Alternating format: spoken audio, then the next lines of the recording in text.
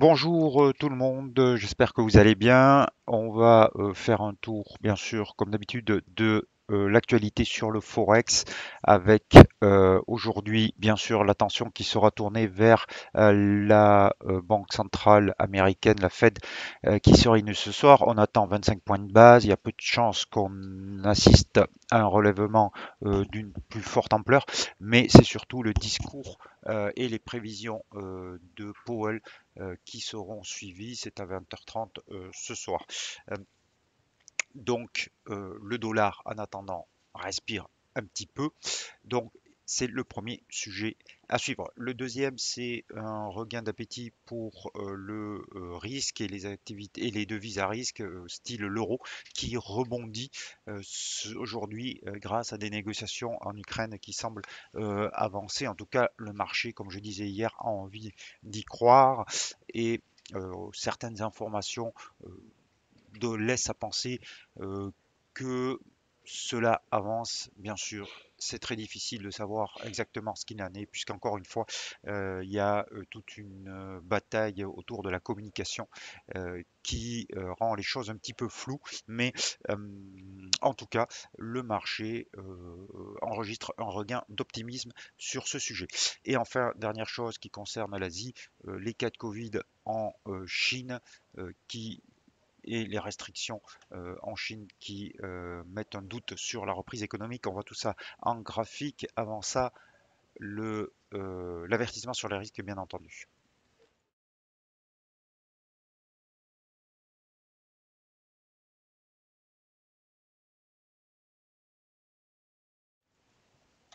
Voilà, vous avez donc l'indice dollar qui, vous le voyez, consolide, proche de ses plus hauts. Alors, historiquement, puisqu'il faut quand même en tenir compte, historiquement, on enregistre souvent un pic sur le dollar lorsque la Fed commence son resserrement, commence un cycle de resserrement monétaire.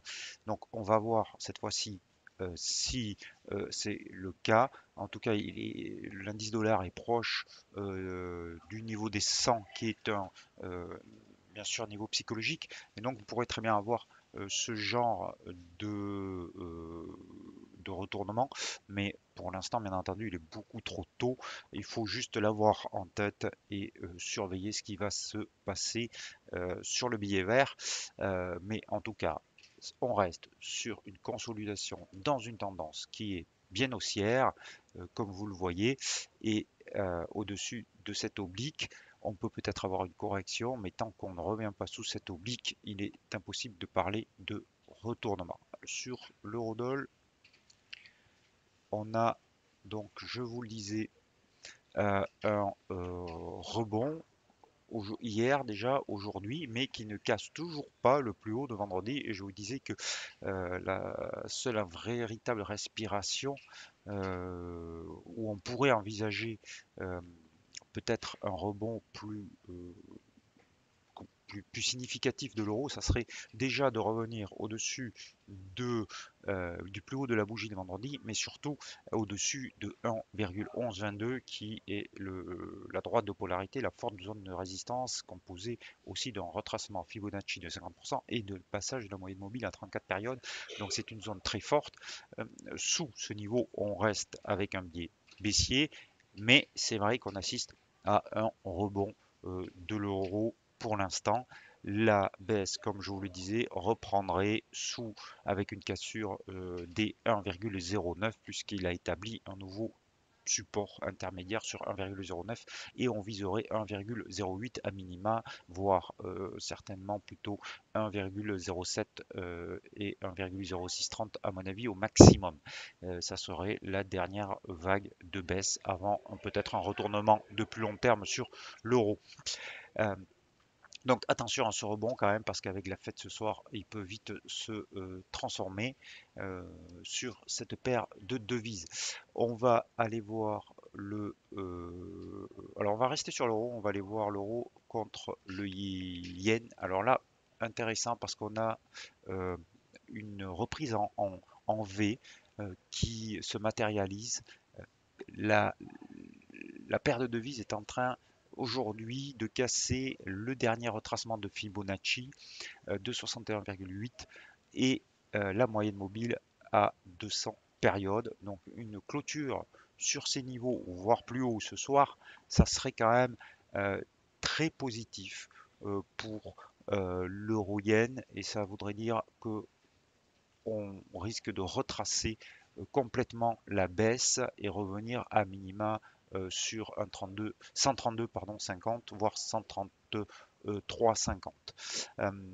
Donc la clôture ce soir sera très importante pour déterminer si cette séquence de baisse sur l'euro yen est terminée et qu'on peut envisager un retournement à court terme. On va l'euro suisse qui lui n'a pas franchi ce retracement de 61,8%. On s'en approche, on va voir son comportement euh,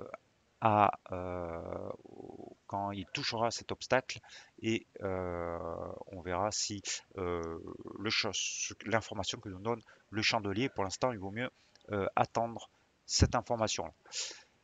Et je voulais vous montrer l'euro AUD parce que l'euro AUD, j'en ai parlé hier, il a quand même une configuration qui est assez intéressante puisque lui, il a retracé 50% quasiment et au contact de cette forte zone de résistance, il a euh,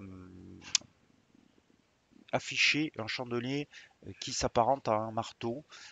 Donc, avec la bougie rouge d'aujourd'hui, si elle était confirmée en clôture, si on clôturait plus bas, euh, ça pourrait signifier que la phase de baisse reprend et ça serait un assez bon signal. Vous voyez, on pourrait très bien avoir quelque chose de ce type si on cassait cette moyenne mobile à 13 périodes, ça serait le signal que la baisse reprend et cette correction serait tout à fait classique, mais ça serait qu'une correction d'une tendance baissière.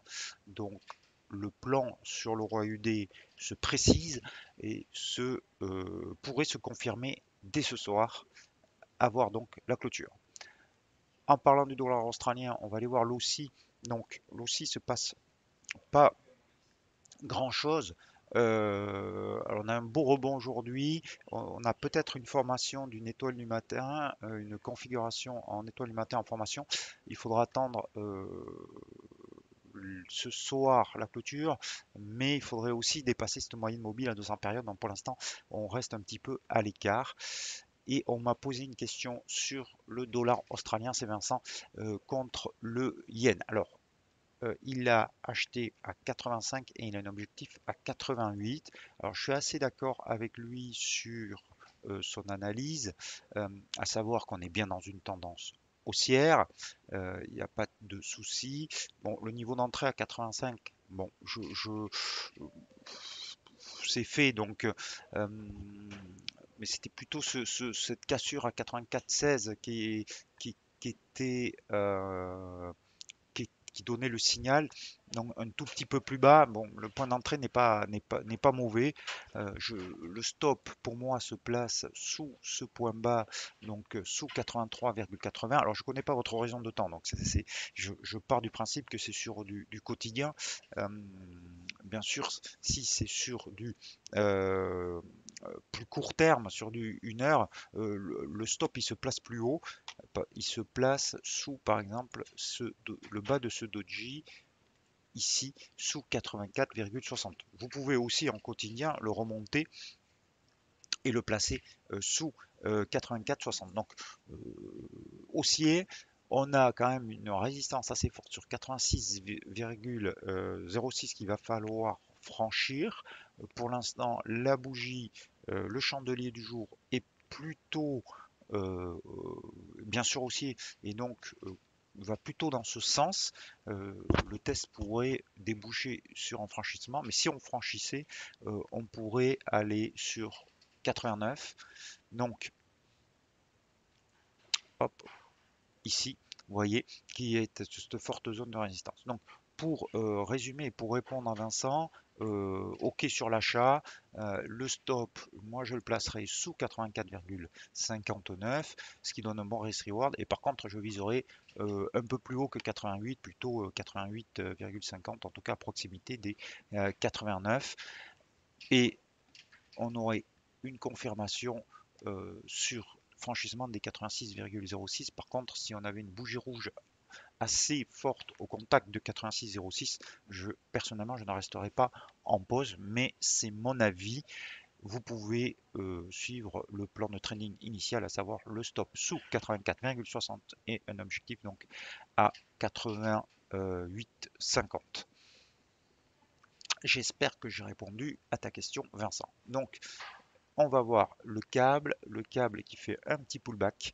Je vous en parlais hier sur cette zone de résistance autour de 1,3110 et donc on pourrait réavoir une baisse à nouveau à ce contact. On verra la configuration du chandelier au contact de cette résistance. Le kiwi le kiwi, il y a un peu de bruit autour de moi. Le kiwi qui est en train de rebondir vers cette zone de résistance à 0,6875 au contact, donc cette moyenne mobile à 200 périodes et ces creux ascendants. Donc pour l'instant, une vue plutôt neutre sur le kiwi. Le dollar suisse, ici, j'en ai parlé hier, donc le franchissement des 0,9370 donne un objectif sur 0,9470. Donc une lecture haussière, un plan de training, j'avais fixé le stop sous 0,9320 qui est toujours bien sûr d'actualité. On garde l'objectif à 0,9470 sur le dollar suisse.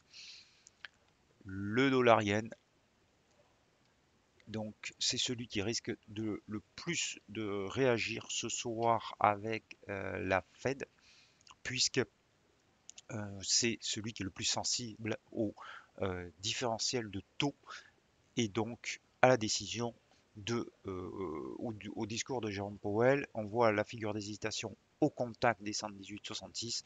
C'est bien sûr la Fed qui certainement donnera l'impulsion nécessaire ou pas pour franchir cette résistance et ça deviendrait très haussier au-dessus. Mais attention, parce que cette figure d'hésitation, elle est logique puisqu'on a un événement ce soir, mais on a un RSI aussi qui est très suracheté, donc on pourrait aussi avoir un pullback. Donc mon avis là-dessus, c'est de rester